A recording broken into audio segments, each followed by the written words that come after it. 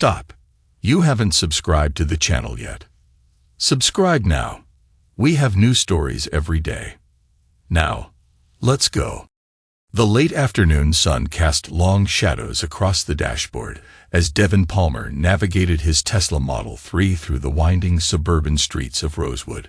The car's quiet electric hum matched his measured breathing as he occasionally glanced at his wife, Celeste, who was slumped in the passenger seat. Her dark hair fell across her face like a curtain, head resting against the window as the lingering effects of anesthesia kept her drifting between consciousness and sleep. Dr. Poole's warnings about post-procedure behavior echoed in Devin's mind. Some patients can be quite unpredictable coming out of sedation. The oral surgeon had said, adjusting his wire-rimmed glasses. Don't take anything they say too seriously for the next few hours. Standard advice for what should have been a routine day. 4 impacted wisdom teeth removed without complications, a procedure thousands of people underwent every day. Devin had even taken the whole day off work to care for her, something his colleagues at the investment firm had teased him about. Taking a vacation day to play nurse. Bryce had joked during yesterday's meeting. Man, you really are the perfect husband. The memory of their laughter now felt hollow as Devin adjusted his grip on the steering wheel, his gold wedding band catching the sunlight. Perfect husband. Right. Mimph. What time is it? Celeste mumbled through the gauze packed in her cheeks, shifting slightly in her seat. Almost 5, Devin answered, keeping his voice gentle. We'll be home in about 10 minutes. How are you feeling? She adjusted the ice pack against her jaw, the designer watch on her wrist, his anniversary gift from last year, glinting as she moved. Like my head stuffed with cotton balls. Everything's floaty. That's normal. The doctor said the anesthesia will take a few hours to wear off completely. You always have everything figured out, don't you? She turned toward him, her eyes glassy and unfocused. Perfect Devin with his perfect plans. You're such a fool. I've been cheating right under your nose. And you haven't even noticed. The words hit him like a physical blow. His hands jerked on the steering wheel, causing the car to swerve sharply into the next lane. A horn blared as a red SUV shot past them, the driver's angry gesture barely registering through the window. Jesus. Devin corrected course, his heart hammering against his ribs. What did you just say? But Celeste had already slumped back against the window, her breathing deep and regular. The confession, if that's what it was, seemed to have exhausted her remaining energy. Devin forced himself to focus on driving, even as his mind raced through possibilities. People said bizarre things under anesthesia. His cousin had once spent 10 minutes arguing with her oral surgeon about unicorns. This had to be something like that. It had to be. But the words carried too much weight, too much bitter clarity to be just random, drug-induced rambling. The way she'd said, right under your nose, rang with a sharpness that cut through the anesthetic haze. Their driveway appeared ahead, and Devin pulled in automatically, muscle memory taking over where conscious thought failed him. The garage door opened with its familiar mechanical whir, revealing the organized space that had always been his pride. Tools arranged precisely on pegboards, storage bins labeled and stacked, everything in its proper place. Order. Control. The illusion of mastery over his domain. He hit the button to close the garage door, and sat there in the artificial light, studying his sleeping wife's face. Details he'd been overlooking suddenly demanded attention. The subtle makeup she'd insisted on applying even for a dental procedure, the expensive highlights in her hair, just feeling like a change.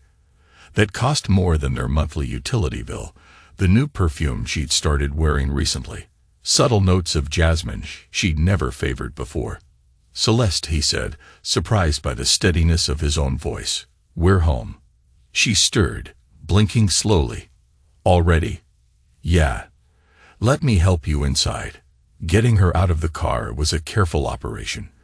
She was unsteady on her feet, requiring his support as they made their way through the mudroom and up the stairs. Each step felt like a surreal exercise, his arm around her waist as intimate as ever, while his mind screamed with questions. Their bedroom was exactly as they'd left it that morning. Bed made with military precision. His habit, decorative pillows arranged artfully. Her touch, everything in perfect order. The scene felt like a stage set now, artificial in its curated appearance. "I need to use the bathroom," Celeste mumbled as he helped her sit on the edge of the bed. "Are you sure you can manage?" She nodded, then went to it, movement unsteady, but determined. "I'm not completely helpless." Devon watched her make her way to their ensuite bathroom, the door closing with a soft click that felt oddly final. Left alone, his eyes were drawn to her purse, sitting innocently on the dresser where he placed it earlier. The expensive leather bag had been a self-gift last month, another change he'd accepted without question. His hands trembled slightly as he approached it, guilt and anger warring in his chest. Searching her bag felt wrong, but he had to know. The main compartment yielded nothing obviously suspicious, though he noticed several high-end cosmetic products he didn't recognize.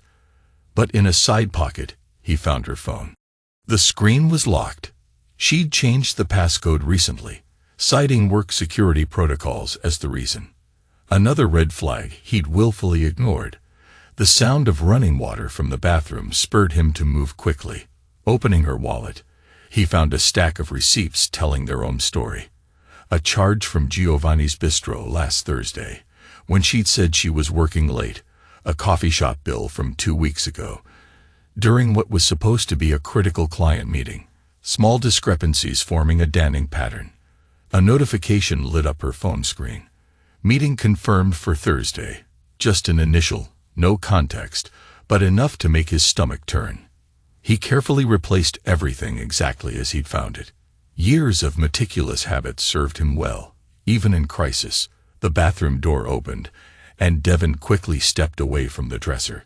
Celeste emerged, looking slightly more alert, though still pale. "Could you give me some water?" she asked, making her way back to the bed. "And maybe another ice pack. This one's getting warm." Of course. He was almost grateful for the excuse to leave the room, to have a moment to compose himself. In the kitchen, Devon went through the motions of filling a glass with filtered water and retrieving a fresh ice pack from the freezer. Their kitchen was a showcase of domestic perfection. High-end appliances, marble countertops, the expensive coffee maker he bought her for Christmas. He wondered how many of their carefully chosen possessions had been silent witnesses to her deceptions. When he returned upstairs, Celeste was propped against the headboard, scrolling through her phone. She quickly locked the screen when he entered, a gesture he'd seen countless times but never questioned. "Here you go," he said, helping her position the straw between swollen lips. "Small sips." "Thanks." She managed a few swallows before settling back. "You're always so good at taking care of me." The words felt like acid in his ears. "That's what husbands are for, right?" She closed her eyes. "I think I need to sleep for a while." "Good idea. Doctor's orders, remember." Once she was settled, Devon retreated to his home office across the hall. The space had always been his sanctuary. Dark wood furniture, a leather chair, diplomas, and professional certificates arranged precisely on the walls. Now it felt like a command center for an investigation he never wanted to conduct. Opening his laptop, he bypassed his usual work emails and began scanning their shared calendar. Patterns emerged that he'd been too trusting, too stupid, to see before. Client meetings that always seemed to fall on Thursday evenings, professional development workshops requiring overnight stays, the girls' nights that had become more frequent but somehow produced fewer social media photos than they used to. His phone buzzed with a text from Morgan, Celeste's sister. "How'd the procedure go? Is she doing okay?"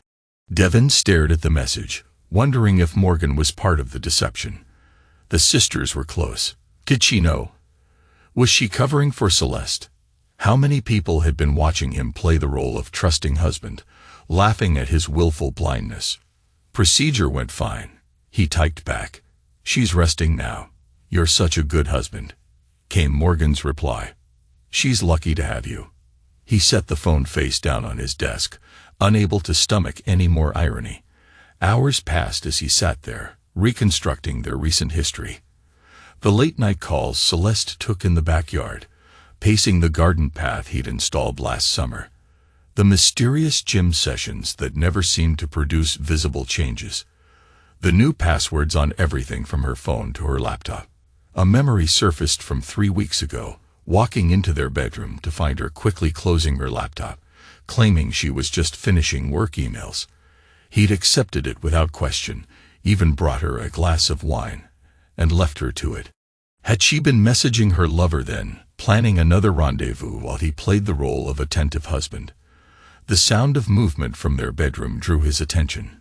Checking his watch, he realized it was past 8. He'd been sitting there for hours, his stomach growling in protest of his neglected meals, but the thought of food made him nauseous. He found Celeste attempting to sit up, more coherent than before, but still moving gingerly. "What time is it?" she asked, wincing as she touched her swollen cheek. "Just after 8, he answered, helping her adjust her pillows. "How's the pain?" "Not great, but not terrible." She looked around, slightly confused. "Have I been asleep this whole time?" "Pretty much. You were really out of it after the procedure." She frowned slightly. "Did I say anything weird? In the car, or anything?" "Everything's kind of fuzzy." Devin felt his heart rate spike, but kept his voice casual. "Nothing important, just typical anesthesia babbling." The relief that crossed her face was subtle but unmistakable. "Good. I was worried I might have embarrassed myself." "No more than usual," he said, forcing a tight smile that felt like it might crack his face. "Want some water?" As he helped her drink through a straw, Devin studied her face. Did she remember what she'd said? Was there any trace of guilt in her expression? But the swelling made it hard to read her features, and the lingering anesthesia masked any telltale reactions. "My phone," she said suddenly. "Where is it?" "In your purse on the dresser." "Want me to get it?" "Please." He retrieved it, watching as she immediately checked her messages, her thumb moving with practiced speed, dismissing notifications before he could see them. "Work stuff," she explained without being asked. "Never stops, even when you're down for the count." "Anything important?" He probed, keeping his tone light. "Just the usual drama. Nothing that can't wait until I'm back on my feet." The lies flowed so easily from her lips. How long had this been going on? How many casual deceptions had he accepted without question? "You should rest," he said, unable to keep watching her performance. "Doctor's orders." "You're right." She settled back against the pillows. "Thank you for taking such good care of me." The words twisted in his gut like a knife. He managed a nod before retreating from the room, closing the door behind him.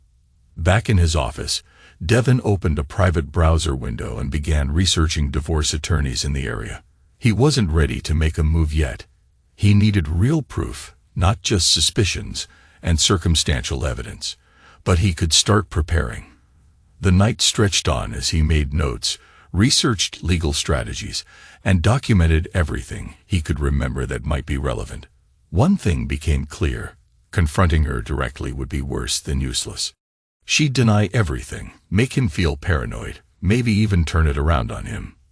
No, if he wanted the truth, he had to be smarter. He had to gather evidence, build an airtight case, and prepare for the worst while maintaining a perfect facade of normalcy. As midnight approached, Devin heard Celeste's phone buzz again in the bedroom. Another late-night message from someone who clearly knew she might be awake. His jaw clenched, but he forced himself to stay put, resisting the urge to storm in and demand answers. The wedding photo on his desk caught his eye, their smiling faces frozen in a moment of perceived perfection. 12 years of marriage, built on what he'd thought was an unshakable foundation of trust and respect. Now he wondered if any of it had been real. But one thing was certain: he would never forgive this betrayal.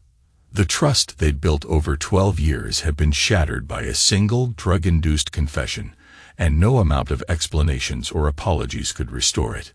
Looking at their wedding photo, Devin felt a cold determination settle over him. He would find out everything, document it all, and when the time was right, he would ensure Celeste lost everything she had tried to steal from him: his dignity, his trust, their shared future. For now, though, he had to play the role of the caring, oblivious husband. It was a performance that would demand all his self-control, but he was ready. After all, he wasn't the only one in this marriage who could keep secrets. Morning sunlight filtered through the office blinds as Devin reviewed his notes from the previous night. 3 days had passed since Celeste's dental procedure, and he'd spent each one meticulously documenting every suspicious pattern he could remember. His phone buzzed with a text from Bryce at work: "Missing you at the Henderson meeting. Hope the wife's recovery is going smoothly." Devin typed back a carefully worded response: "Taking one more day to ensure everything's handled. I'll be back tomorrow." Setting his phone down, he pulled up the email he received from Evelyn Tran, Esquire, one of the city's top divorce attorneys. The consultation was set for 2 p.m., while Celeste would be at her physical therapy appointment. A knock on his office door made him quickly minimize the window. "Come in." Celeste entered, looking almost back to normal, except for slight residual swelling. She dressed carefully in a navy pencil skirt and a cream blouse, an outfit Devin realized cost more than she'd admitted. "Hey," she said, hovering in the doorway. "I'm heading out to PT. Are you sure you don't want to go into the office? I can drive myself." "Better safe than sorry," Devin replied, maintaining his concerned husband act. "The doctor said no driving for at least 3 days while you're on the pain meds." Always so protective. She smiled, but it didn't reach her eyes. "I shouldn't be more than an hour. Take your time. Recovery's the priority." As soon as he heard her car leave the driveway, Devin sprang into action. He'd installed tracking software on their shared laptop. Now he pulled up the keylog data, scanning through her recent activity. "Interesting," he muttered, noting multiple deleted browser histories and private browsing sessions. But the software had captured it all. Email logins, message threads, hotel booking sites. His phone rang. It was the divorce attorney's office calling early. "Mr. Palmer, this is Ms. Tran's assistant. She had a court appointment end early and wondered if you could come in at 1 p.m. instead." "Actually, that works better," Devin said, already gathering his materials. "I'll be there." The law office occupied the top floor of a downtown high-rise. Evelyn Tran's corner office offered a commanding view of the city, fitting for someone with a reputation for winning brutal divorce cases. "So," Evelyn said, reviewing the notes he brought, "you believe your wife is having an affair, but don't want to confront her yet." "I need to be strategic," Devin explained. "If I confront her now, she'll deny everything and hide the evidence." Evelyn nodded approvingly. "Smart. Most clients let emotions drive them to confront too soon. What evidence do you have so far?" Devin laid out his folder. Suspicious text messages, inconsistent receipts, unexplained expenses, but nothing absolutely concrete yet. "Here's what you need," Evelyn said, sliding a document across her desk. "Bank statements, credit card records, phone logs, email archives, photos or video, if you can get them legally, and most importantly, document everything. Every suspicious absence, every unexplained expense, every lie. Build the pattern. How long depends on how careful she is, but based on what you've told me, she's getting sloppy." Devin absorbed this, jaw tight. "And legally, start separating your finances, carefully. Move money in documented, justifiable amounts. We don't want to tip her off or give her ammunition for any claims of financial manipulation." The meeting lasted another hour, with Evelyn outlining a detailed strategy. By the time Devin left, he had a clear plan and a renewed sense of purpose. Back home, he found Celeste in the kitchen, preparing dinner. The domestic scene might have warmed him once. Now it felt like watching an actress perform. "How was PT?" he asked, noticing how she stiffened slightly. "Good. Dr. Poole says I'm making progress." She stirred pasta sauce, not meeting his eyes. How was your day? Productive. Caught up on some work emails. That's good. She hesitated, then added, I was thinking of going back to the office tomorrow. I'm feeling much better. Already? You sure that's wise? I have that big project deadline, she said. Can't put it off forever. Devon watched her lie so smoothly, wondering how many project deadlines had actually been cover for meeting her lover. Whatever you think is best, he said gently. You know your limits. That evening, while Celeste showered, Devon carried out the first phase of his financial strategy. A series of careful transfers, moving funds between accounts in amounts small enough not to raise red flags. Then he called their investment advisor. Hey, it's Devon Palmer. I need to make some changes to our portfolio allocations. Yes, I have Celeste's signed authorization from last quarter. The authorization she'd signed without reading, trusting him to handle their investments as he always had. Now that trust would serve a different purpose. 2 weeks passed in a careful dance of deception. Devon maintained his routine while quietly building his case. Each day brought new evidence, new patterns confirming his suspicions. One Thursday evening, Celeste was preparing to leave for another client meeting when Devon decided to test the waters. Which client is it tonight? He asked casually, leaning against the kitchen counter. She paused briefly while applying her lipstick. The Henderson account. Remember that troublesome one I mentioned last week? Devon nodded, knowing it was a lie. He'd already seen the text from Anne confirming dinner plans. Want me to drive you? I could pick you up after. Make a date night of it. Oh, no need, she said quickly, too quickly. It'll probably run late. You know how these meetings go. I do now, he muttered under his breath as she left. Once her car pulled away, Devon opened his laptop and pulled up the tracking app he'd installed on her phone. The dot moved steadily across the map, heading not toward the business district, but toward the upscale Willowbend area. His phone buzzed with a text from his private investigator, Kenneth Delgado. Subject entering Giovanni's restaurant. Male subject already waiting at bar. Sending photos now. The images loaded one by one. Celeste in her business attire, greeting a tall man with salt and pepper hair, their body language intimate, familiar. The final photo showed them being seated in a private booth, his hand resting on her lower back. Got you, Devon whispered, saving the photos to his encrypted drive. Keep monitoring. I want everything. Over the next hour, more photos arrived. The couple sharing wine, laughing, heads close together, hands touching across the table. The evidence was undeniable. Kenneth's final text came just after 10. Subjects departing separately. Female subject heading to car. Male subject paid bill. Receipt obtained. Devon made himself wait in his office until he heard Celeste's car pull into the garage. She entered, humming softly, cheeks flushed. How was the meeting? He asked from the doorway, watching her jump slightly. Oh, I didn't think you'd still be up. She composed herself. It went well. Finally made some progress on the Henderson situation. Good to hear. He noticed the smudge in her lipstick and how her blouse was slightly askew. You must be tired. Long day. Exhausting, she agreed, heading upstairs. I think I'll take a shower and get to bed. Once the shower started running, Devon checked his email. Kenneth had sent the receipt from Giovanni's. $287 for dinner and wine, paid by Henry Fowler. A quick LinkedIn search revealed him as a partner at a rival firm. Well, Devon murmured, adding the info to his growing file. Henry Fowler.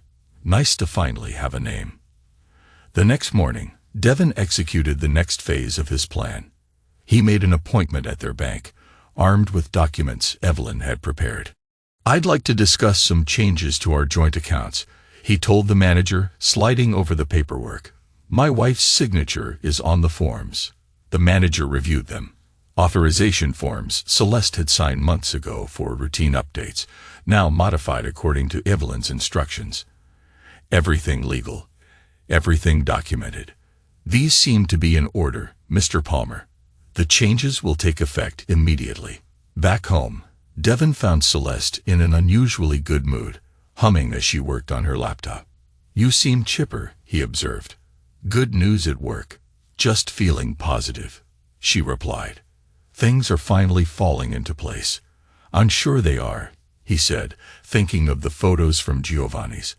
"By the way, I handled those account updates we discussed. All taken care of." "What updates?" she asked absently, eyes still on her screen. "The ones you signed off on last quarter. Just routine stuff." "Oh, right. Thanks for handling that." She didn't even look up. Her trust, or indifference, made it almost too easy. The weeks continued, and Devon gathered more evidence. Photos of clandestine meetings, hotel receipts, phone records showing suspicious patterns of calls and texts. All of it documented, all building toward his endgame. Then came the message that changed everything. Devon was reviewing his latest financial transfers when a notification appeared on the monitoring software. From Henry Fowler to Celeste Palmer. Subject: weekend plans. Message: book the cabin for next weekend. Same place as last time. Can't wait to have you all to myself again. Attached was a confirmation for a luxury rental cabin in the mountains. The same cabin Devon discovered they used twice before under the guise of Celeste's business retreats. His hand shook as he forwarded the evidence to Evelyn. This was the concrete proof they'd been waiting for. Her response was immediate. "The email, the booking confirmation, plus everything else we've gathered. This is more than enough." "So we're ready?" Devon asked, heart pounding. "Almost," she said. "Let them have their weekend. Our investigator will document everything. Then, when she returns, we'll be ready to file." Devon stared at the wedding photos still on his desk. Good. That evening, Celeste was oddly affectionate, touching his arm, suggesting they watch a movie together. "You've seemed distant lately," she said, curling up beside him on the couch. "Is everything okay?" "Just busy with work," he lied. "You know how it gets." "I miss you," she said softly, and for a moment, he almost believed her. "Maybe we should plan a weekend away soon." "Interesting you should mention that," he said, keeping his tone light. "I was thinking the same thing. Maybe next weekend." He felt her tense. "Oh, next weekend won't work. I have that leadership retreat, remember?" "Ah, right. The retreat," he said, forcing a smile. "Another time, then." As they sat in the dark, neither really watching the movie, Devon felt a fierce sense of satisfaction. Let her think she'd fooled him. Let her go to her cabin with Fowler. The evidence was mounting. The trap was set. Soon, she would learn that some betrayals come with consequences no amount of tears could erase. The next week passed in a blur of preparation. Devon finalized his financial arrangements, confirmed surveillance details with Kenneth, and reviewed everything one last time with Evelyn. "Once we have the cabin documentation," Evelyn said, "we'll be ready to file. The financial preparations are complete. The evidence is overwhelming. She won't know what hit her." "Perfect," Devon said, voice cold. "She wants to play games. Fine. She's not the only one who can keep secrets." As he watched Celeste pack for her retreat that Friday, chattering about leadership seminars and team-building exercises, Devon felt nothing but icy determination. The trusting husband she betrayed was gone, replaced by someone who would match her deception with calculated precision. "Have a good trip," he said as she left, her overnight bag packed with lingerie he knew wasn't for him. "I'm sure it'll be enlightening." "Thanks for being so understanding," she said, kissing his cheek. "You're the best." Devon watched her drive away, then went to his office to make the final call to Kenneth. "She's on her way," he said. "Don't lose them." The pieces were in place. The evidence was secured. All that remained was the carefully orchestrated final, a final that would leave Celeste with nothing but the ruin of her own betrayal. Sunday evening sunlight cast long shadows through the dining room's floor-to-ceiling windows as Devon methodically arranged the evidence folders on the mahogany table. Each manila envelope contained another nail in the coffin of his marriage: surveillance photos, financial records, hotel receipts, all labeled and organized in precise chronological order. His phone buzzed with the latest update from Kenneth, the private investigator. Target departing cabin now. Final batch of photos uploading. Some of the most damning yet. Devon opened the files one by one, each image confirming what he already knew.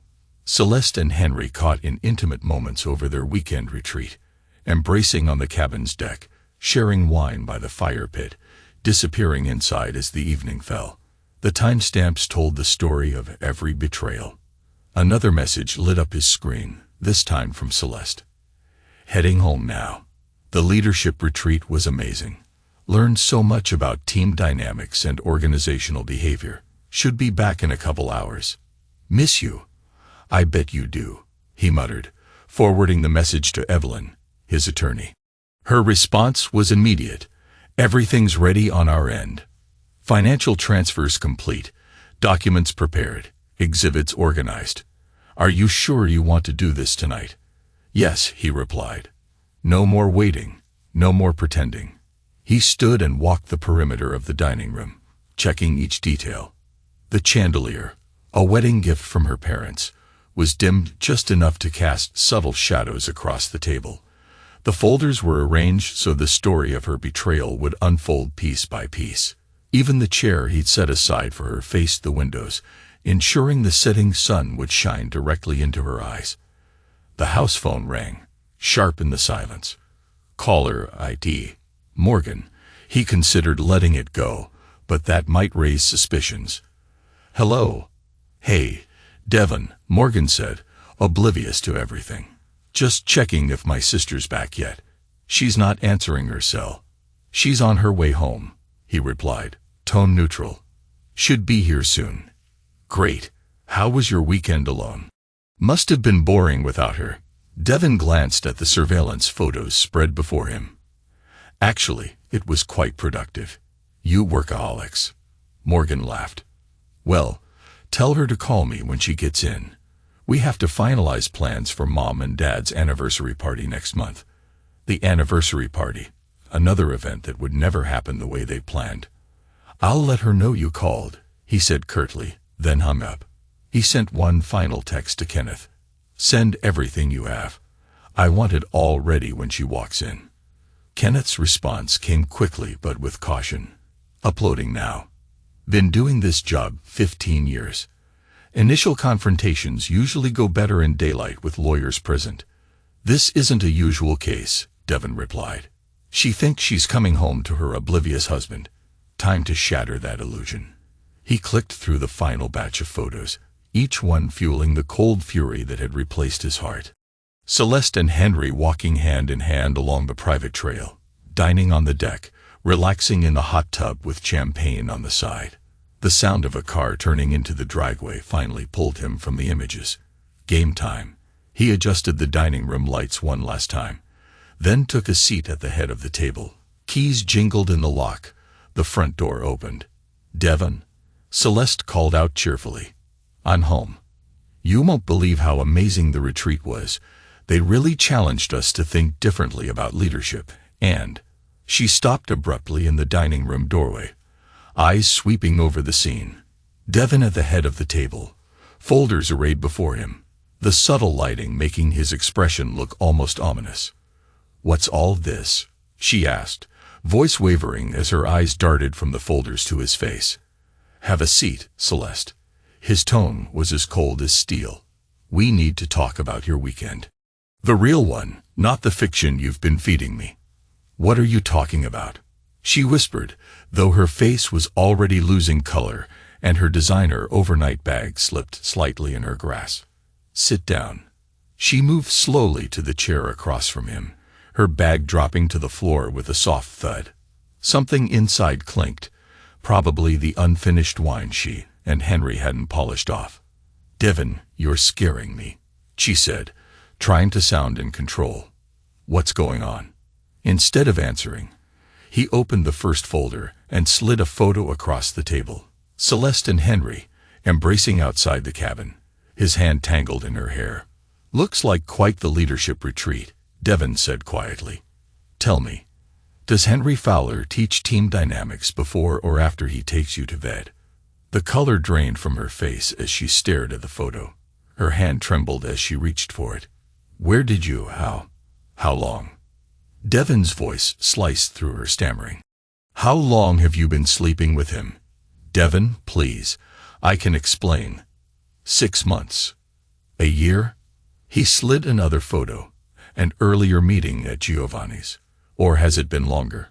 Don't bother lying. I have everything documented. You had me followed.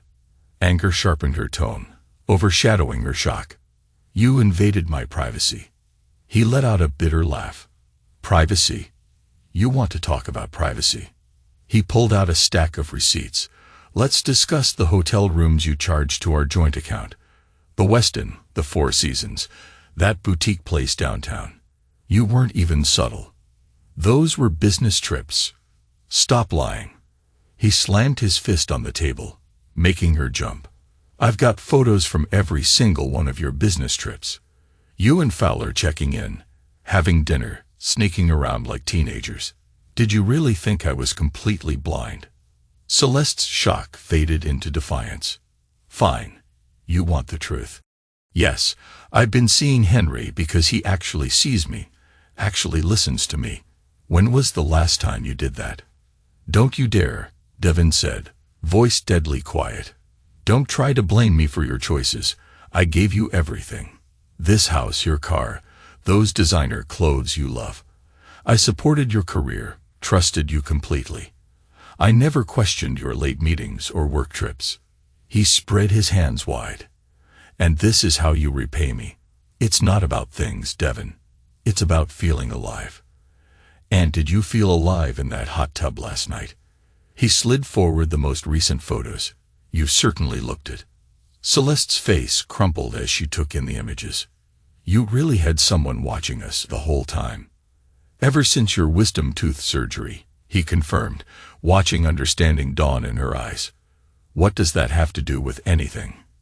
You don't remember what you said in the car that day, do you? He leaned forward. You called me a fool, said you'd been cheating right under my nose. Even drugged. You couldn't help bragging. I said that. Her voice was faint. It was quite the wake-up call.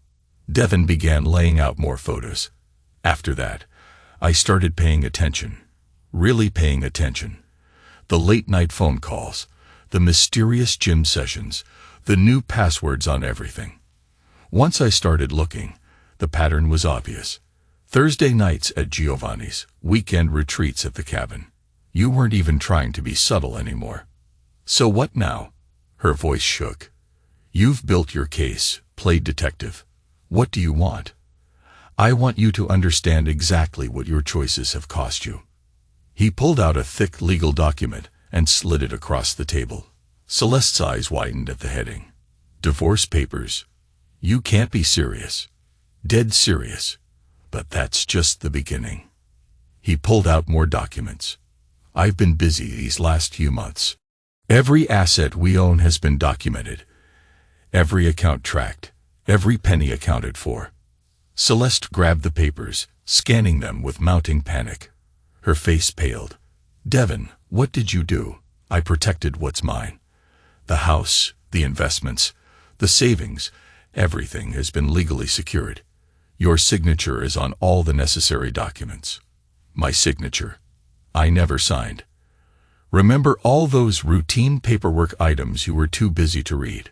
He saw a realization hit her. You really should have paid attention. Tears began to roll down her cheeks. Devon, please, we can work this out. I'll end it with Henry. We can get counseling, rebuild our trust, save the performance. He snapped. I've seen you lie too easily, too often. I won't believe anything you say now. It's not a performance.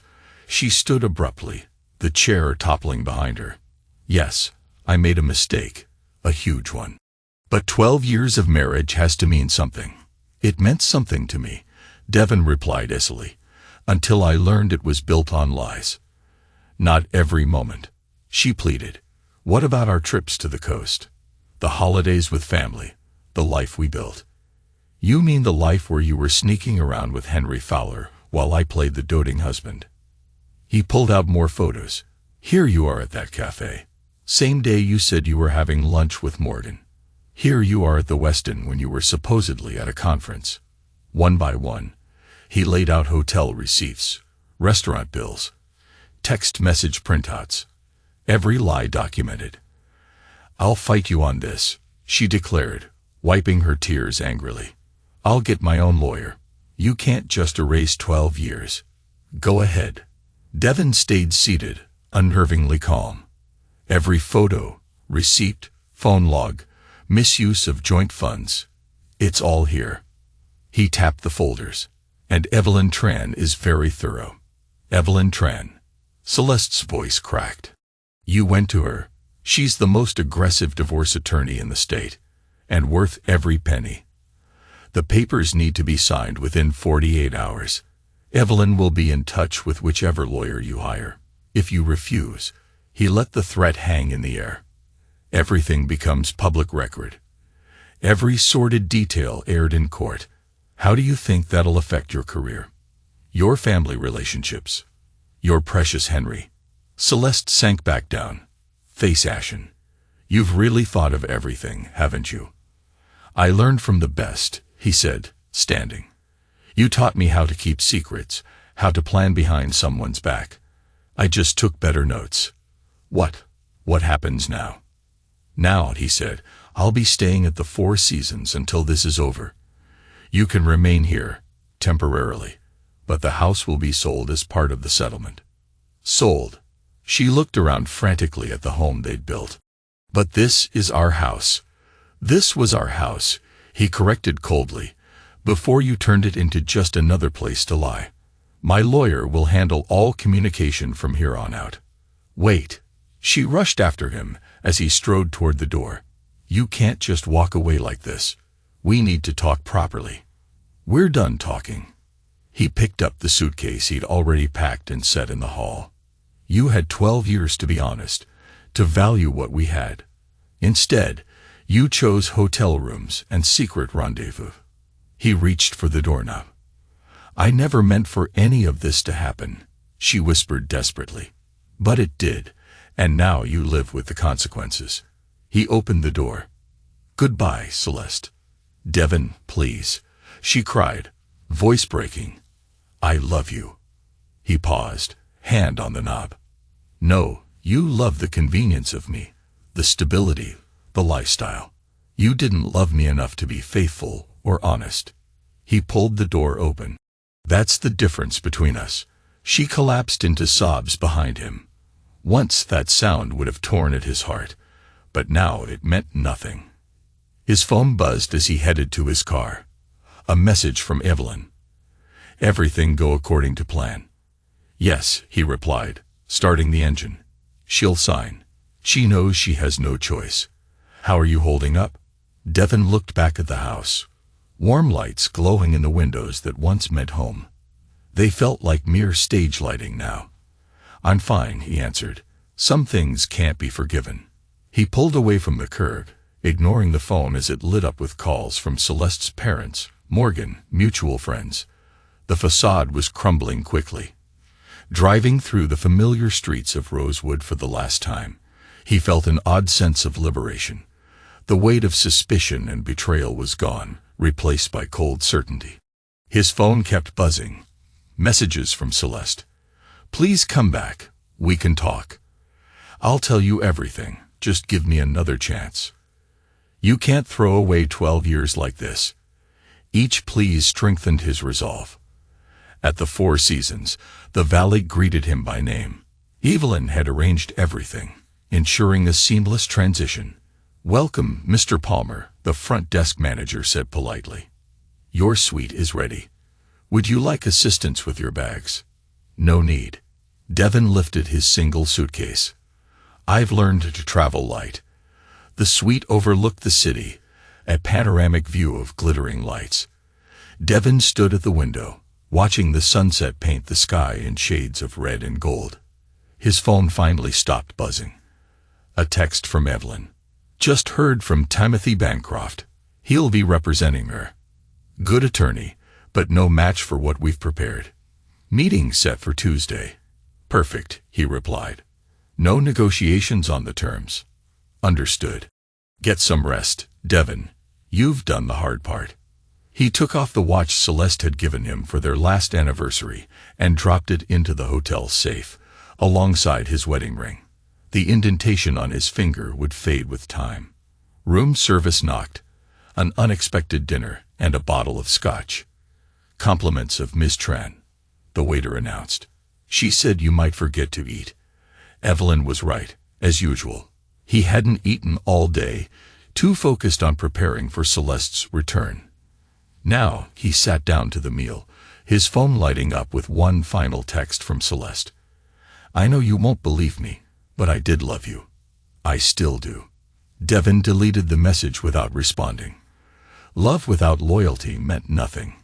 Tomorrow would bring meetings with lawyers, division of assets, the clinical dismantling of their life together. But tonight, he let himself feel the full weight of what had happened, and what he'd done in response.